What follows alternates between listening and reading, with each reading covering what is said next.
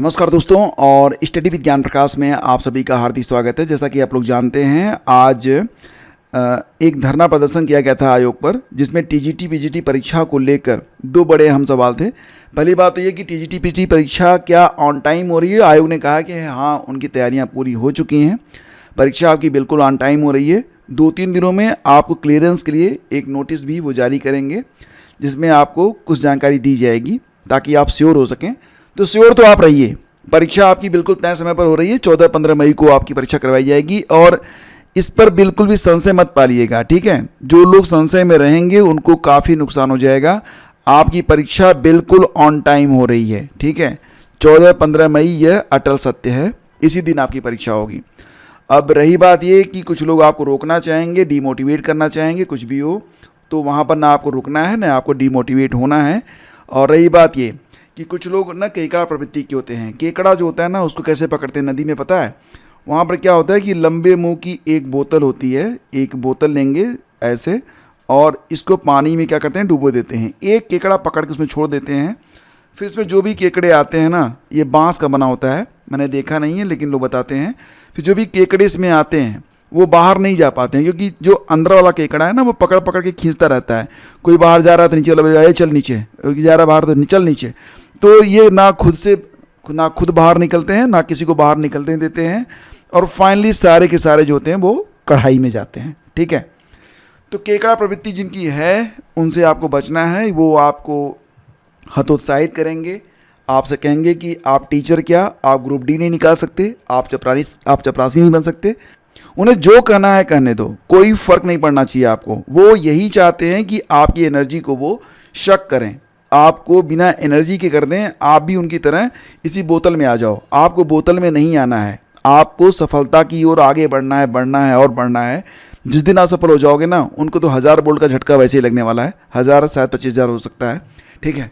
तो आपको ऐसे लोगों की बातों पर फोकस नहीं करना है। आपको कोई अपशब्द कहता है, कोई गलत बात कहता है ना, सब कुछ छोड़ो, फोकस करो।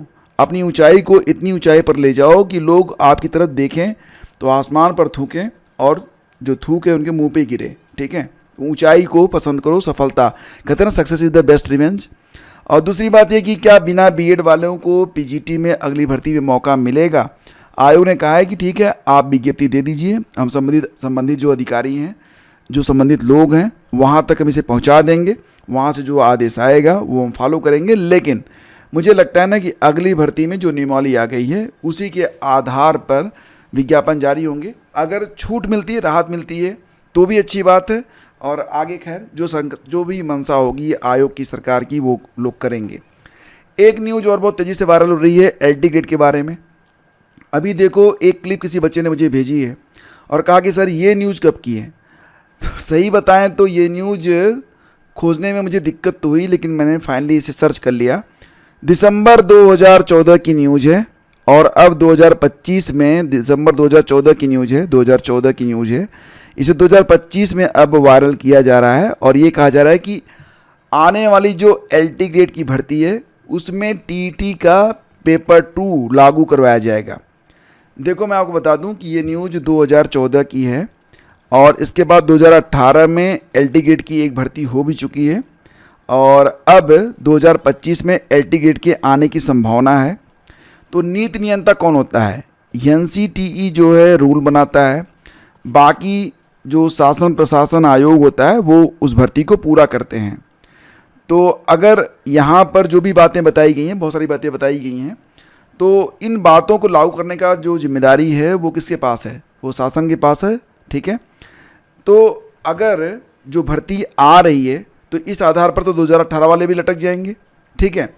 एनीवे, जो कुछ भी है, जब भी कोई विज्ञापन जारी होता है उस पर जो है आयोग, शासन बहुत अच्छे तरीके से विचार करते हैं, तब जाके विज्ञापन जारी होता है। वैसे भी अगर आप देखेंगे तो विगत कई वर्षों में जितनी भी शिक्षक भर्ती से संबंधित जो भी मामले कोर्ट में गए हैं, वो अक्सर क्या हुआ है कि एस्पिरेंट बनाम एस्पिरेंट रहा है। छात्र ही छात्र के दुश्मन बने हुए हैं, ना तो नौकरी ले रहे हैं ना तो नौकरी लेने दे रहे हैं, ठीक है।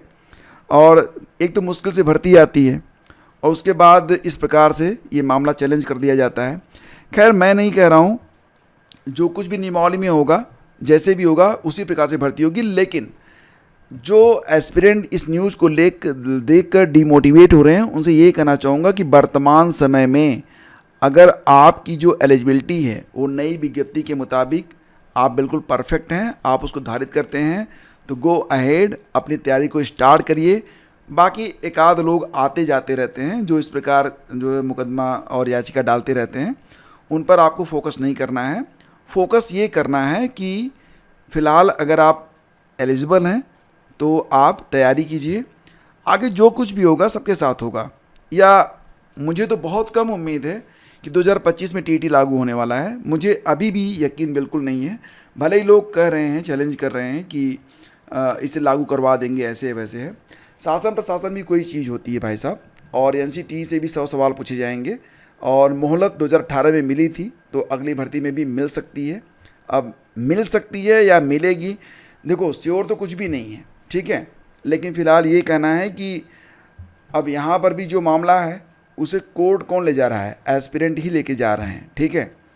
और दूसरी बात ये कि ये भर्ती जो है अभी फ़िलहाल जो नियमावली आई है उसके मुताबिक मैं आप लोगों से ये कहना चाहूँगा कि अगर आप एलिजिबल हैं तो आप तैयारी कीजिए। वैसे भी एक बात आप लोग और भी जानते हैं बहुत अच्छे तरीके से कि जैसे कि अगर हम बिहार के बारे में बात करें, वहाँ पर CTET 1 to 5 और 6 to 8 लागू होता है। यानी कि जो TET की परीक्षा होती है, जो TET परीक्षा होती है वो 1 to 5 के लिए होता है पेपर 1, 6 to 8 होता है पेपर 2।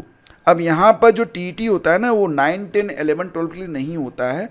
वहाँ पर स्पेशली STT करवाई जाती है। STT पेपर 1 फॉर 9, 10 यानी कि TGT level, and paper 2 for 11, 12 यानी फॉर PGT लेवल, ठीक है। वैसे भी LT ग्रेड के लिए अगर देखा जाए तो जो वर्तमान में स्थितियाँ हैं वो क्या हैं कि बंदे ने जो है अपनी स्नातक की परीक्षा पूरी की है, उसकी जो शैक्षिक योग्यता है पूरी है, प्रशिक्षण उसने लिया हुआ है क्योंकि वो B.Ed है।